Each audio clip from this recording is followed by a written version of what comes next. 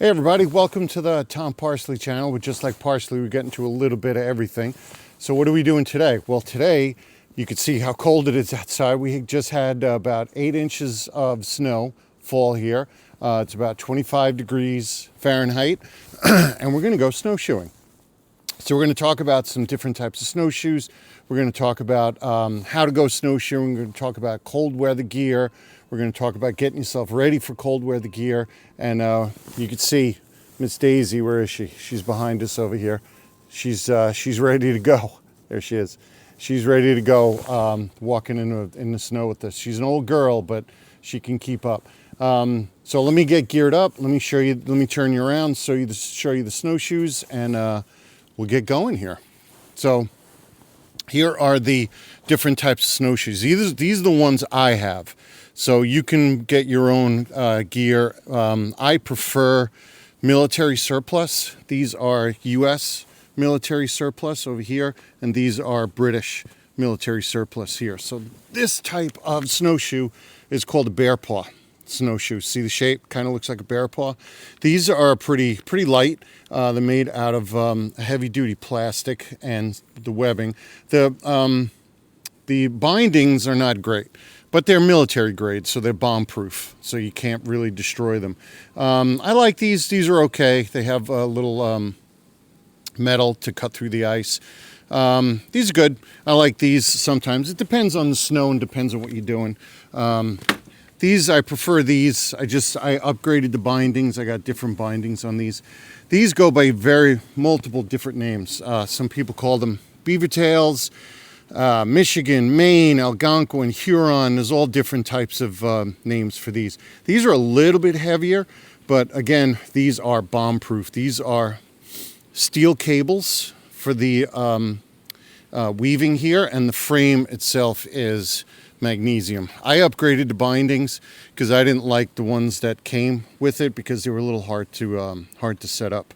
So, and also I add in a pair of ski poles that I got at the thrift store. So we're gonna bind these up and we're gonna head out and we're gonna go walking, and she's ready.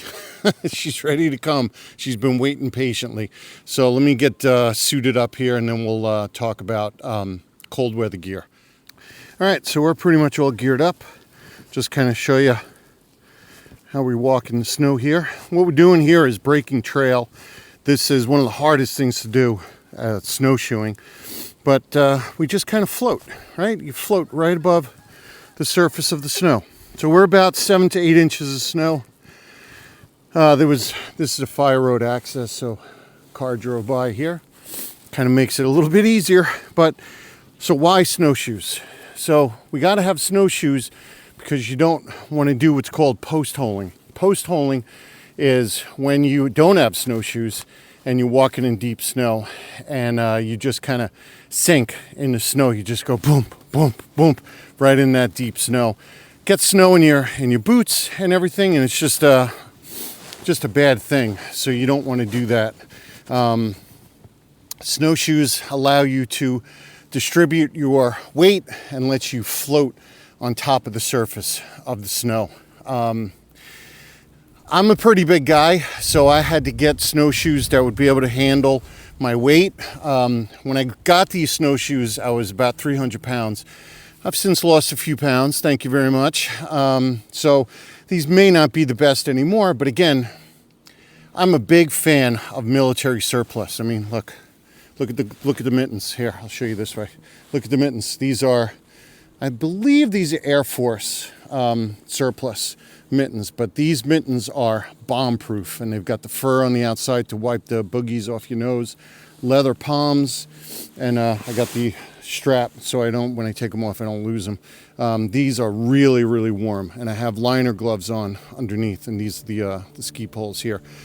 Just while I have you, you might notice somebody went cross-country skiing here. Use the track of the tire of the truck, whatever drove through here, to use their track for the snow for cross-country skiing. So I'm going to try not to screw up that trail. That's the other thing, kind of etiquette while you're out here snowshoeing. If someone has already made tracks of snowshoes, use those tracks. Don't walk in cross-country ski tracks, because that kind of screws up the tracks, and you want to have a little bit of etiquette while you're out here snowshoeing. So let me show you the bindings. So I don't know if you could see, but let me get some snow off of here.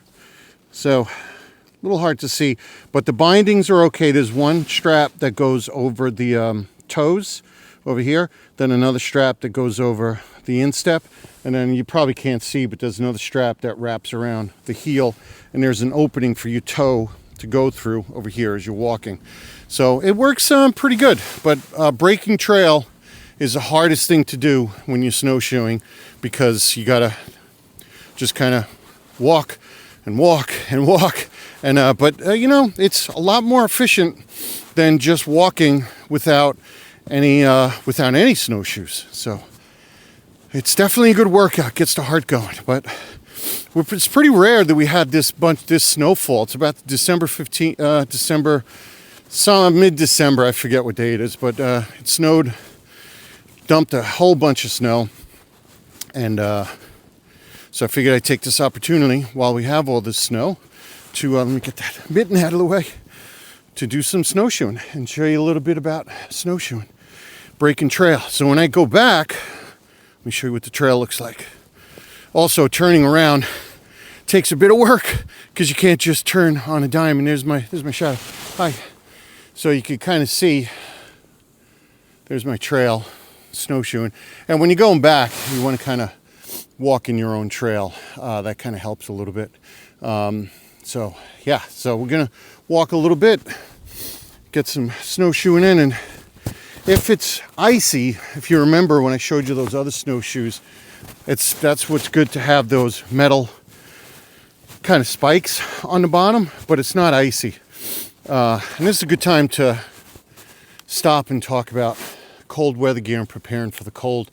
So when you're in the cold weather, there's cold and dry and cold and wet. So there's different gear for different conditions. So today it's kind of cold and dry. It's about 25 degrees Fahrenheit. The snow's pretty dry.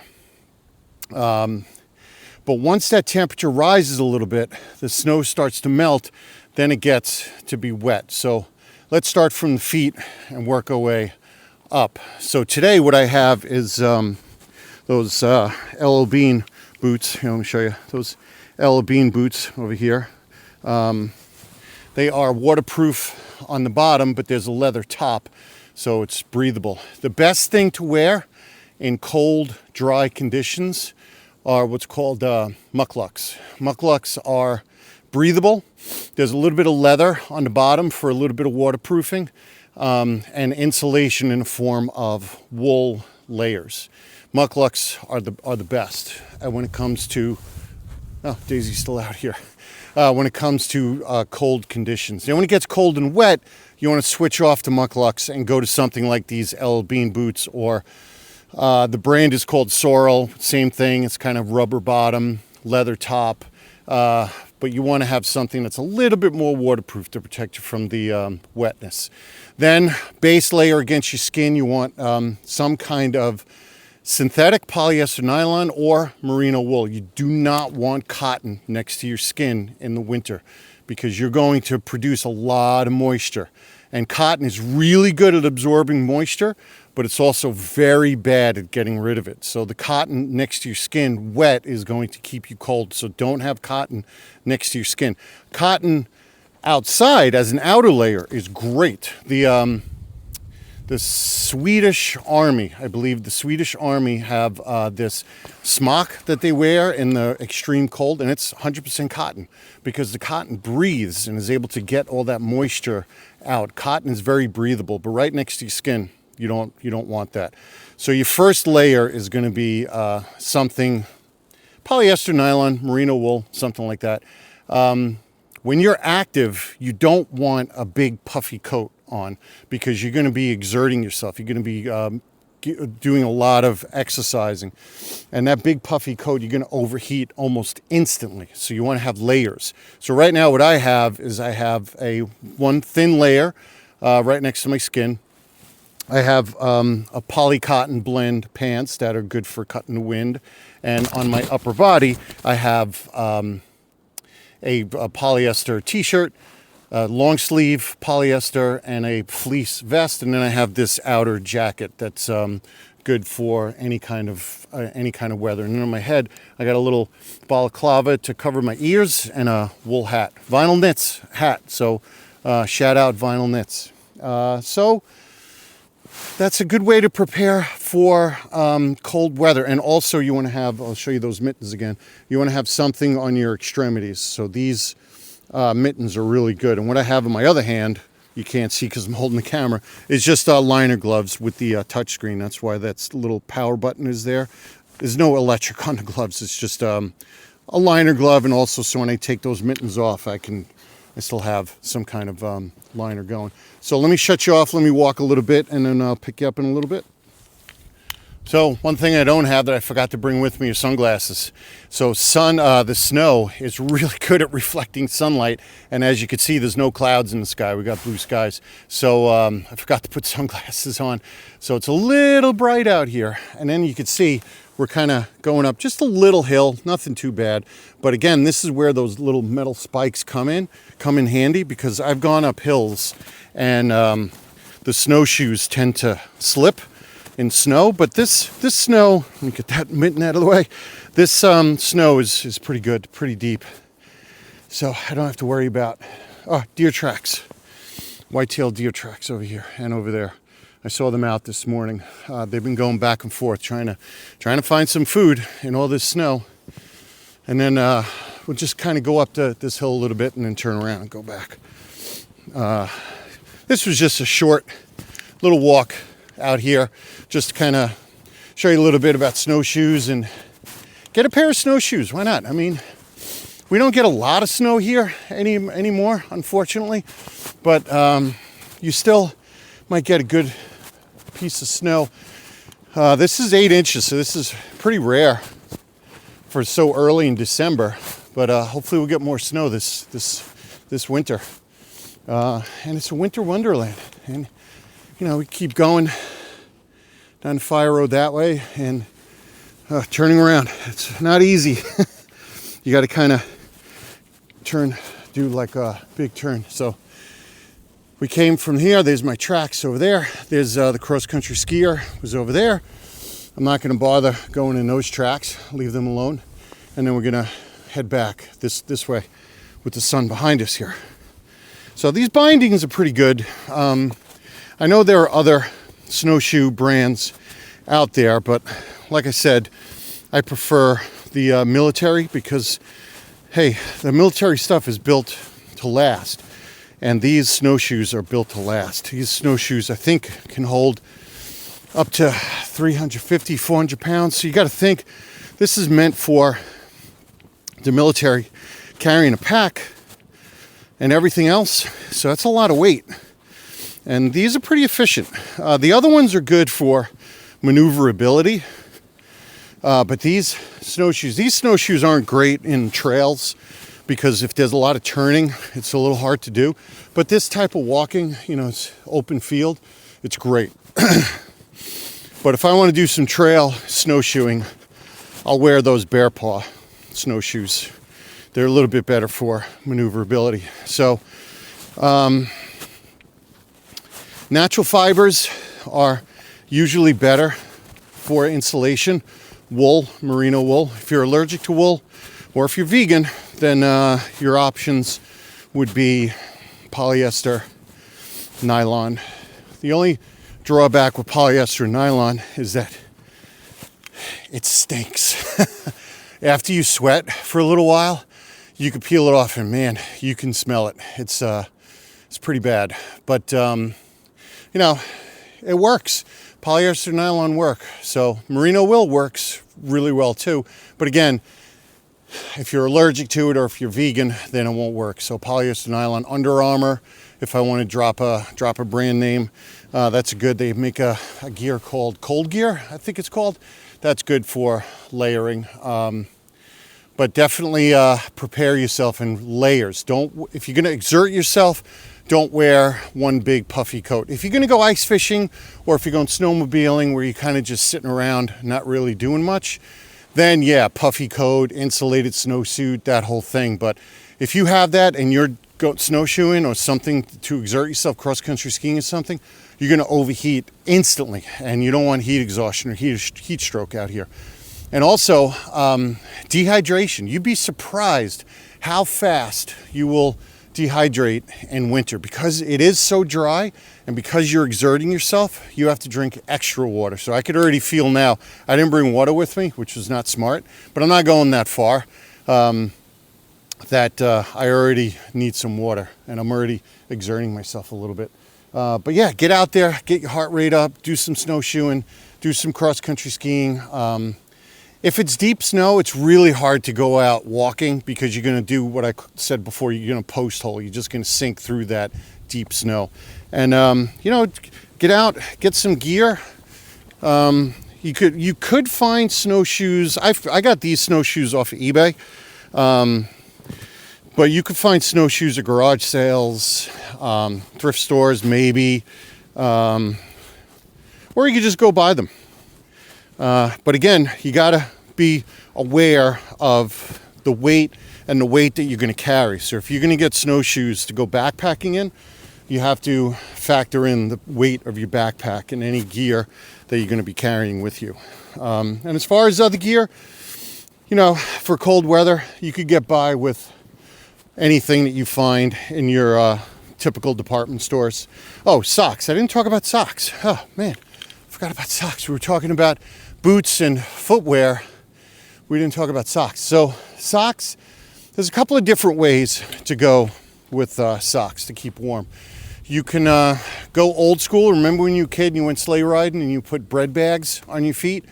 Well, that actually works really well. That's called a vapor barrier. That will keep the heat inside and keep the water out. Yeah, you're gonna sweat. That's why you have to have liner socks on or something to try to keep the moisture out. So vapor barrier socks work really well, but that's like extreme cold, because you don't want trench foot. That would happen if your feet are gonna sweat, they're gonna get all pruny, and then they're gonna be wet, and that could be a bad thing. So just be careful if you decide to do vapor barrier. Do a lot of research. I don't use vapor barriers because I just don't like how my feet feel. They feel clammy and sweaty. I don't like that. So the classic old school way is to get a pair of silk socks, or if you wanna, you could get nylons like knee highs. Those work great as liner socks, and then put a thick pair of wool socks. Or again, if you don't want wool, then get polyester or some kind of thick insulated socks. And then hopefully you'll fit in your boot if you have too thick of a sock. But you don't want to, it's funny. You don't want it too thick, you don't want it too thin. You want those socks to be just right, because you don't want it too tight. Too tight, then you're going to end up with blisters, and blisters are no good for anybody. So just be careful when you're out there choosing your sock wear. Don't do cotton socks. Cotton socks are the worst. Again, cotton right next to your skin. There's an old saying in Boy Scouts, cotton kills. So cotton kills for a reason. If it's next to your skin, like I said, if it's outerwear, it's fine. Like a Carhartt pants, or I know I'm dropping all these brand names. Hey, brand names, those corporate companies, if you're out there, come on over. We'll do a collab. Love to get some reviews going here on this channel. Anyway, Carhartt pants, Carhartt tops, those are really good because that cotton canvas outerwear is really good at venting moisture. So it's really good for that. And hats, we talked about hats and everything like that. So yeah, get out there in the snow and start enjoying it, because look.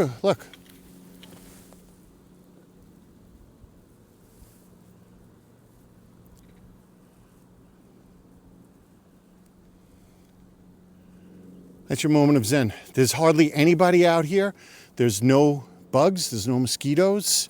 The sun is out, it's a beautiful day, and it's a winter wonderland. So get out there and do something fun. Get out there, go snowshoeing. If you have an old pair of snowshoes, get out there and dig them out of storage. And you know, my problem is that I didn't really expect this snowstorm. I mean, I kind of expected it, but I didn't get my snowshoes ready, so it took a bit of time to dig them out of storage. Remember how the bindings went, because last winter, we had almost no snow. Well, we had a little bit, but definitely not enough for snowshoeing. So that was that. But yeah, let me turn you off, and we'll conclude everything in a minute here. All right, I just took the snowshoes off. The bindings were a little frozen, so they were a little hard to get off, but I got them off, no problem. So I want to thank you all for coming along on the journey. This is the Tom Parsley channel. I'm Tom, so I want you to remember those three things. Well, you can't see the three because of my mittens, but the three things are like, comment, and subscribe. I'm on all the socials. Links to full video, links to the video are either down below or up above. And I want to thank you all for coming along on the journey, and we'll see you at the next video.